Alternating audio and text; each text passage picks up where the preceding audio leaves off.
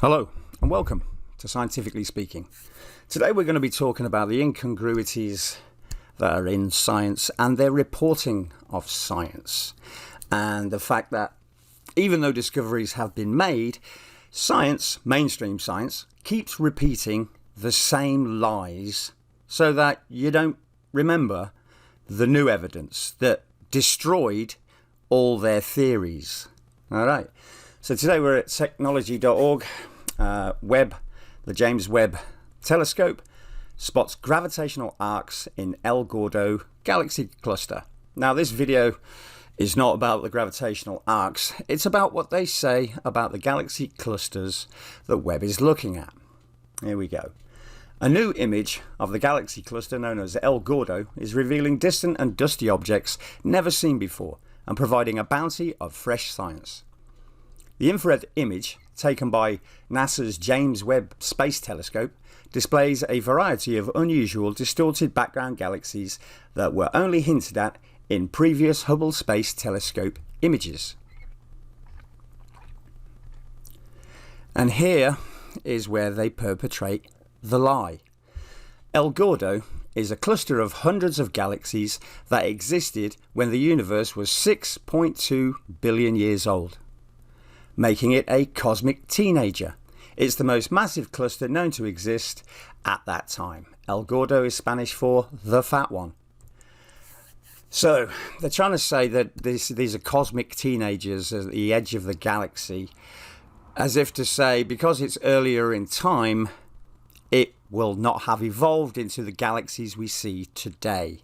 So they're still perpetrating this thing that there are cosmic teenage galaxies at the edge of our known visible universe. Well, if we go, what's the date on this? Posted yesterday, so that would be the 8th of August 2023. Well, what happened when the James Webb telescope was first pointed at these distant galaxies? We get a different story. Astronomers were not expecting this. Now, I'm just going to skip down to the middle where we get to the James Webb telescope. Here we go. So this is from March of 2023. 6 months ago, they said this: instruments like Hubble and Webb are something like time machines. When the observatories look out into the depths, they're basking in starlight that left its source eons ago and has been travelling across the universe towards us ever since. In other words, to understand the cosmic beginning, astronomers must look at the most distant galaxies. Before Webb, scientists believe that those early distant galaxies emerged at a leisurely pace. The first stars formed when clouds of hydrogen gas collapsed in on themselves and ignited. Then gravity drew the ancient orbs together into galaxies, which of course is nonsense. It's an electric universe, and we're going to find out that's nonsense in the next few seconds. All of this drawing together of disparate matter into massive cosmic neighbourhoods was assumed to have taken at least 1 billion years. Remember, they just said the earliest one was 6.5, just a few moments ago on the other paper, written yesterday. Sure, the most distant galaxy that Hubble ever spotted was unexpectedly bright for the cosmic conditions at the time, and in here we have to insert after the Big Bang, which is what their theory is, but these galaxies that they're looking at with Hubble were really bright. Were unexpectedly bright for the cosmic conditions of the time, indicating a larger collection of stars than should have been possible. But astronomers didn't think too much of it then, and that's because it gets rid of teenage galaxies.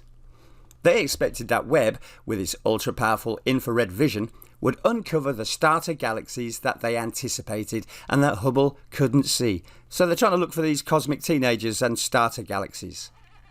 Ha! Said the shiny new telescope.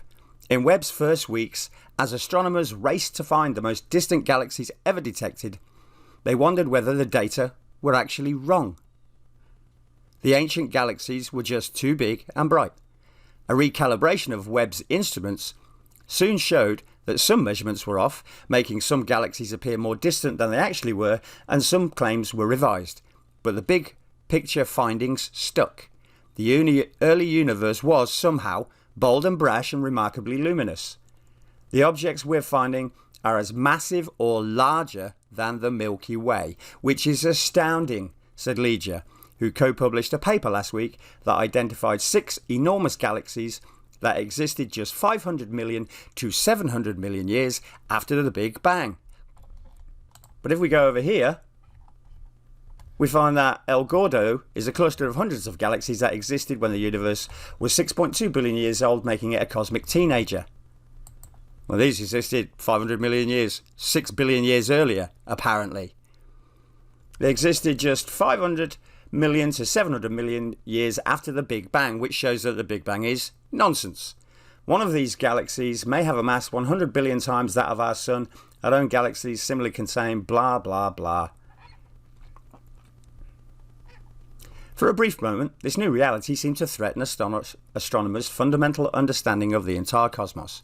If the starting point looked like that, could the standard model of cosmology, our strongest theory about the origins and compositions of the universe, the one that didn't account for what Webb found, be wrong? Of course it is.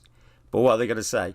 But astronomers now believe that the theory can accommodate the new telescope's surprises. Recent computer simulations, which are obviously input by men, guided by the standard model, have shown that the universe could indeed have created some of the galaxies that Webb has found. So they kind of wrote in the new stuff.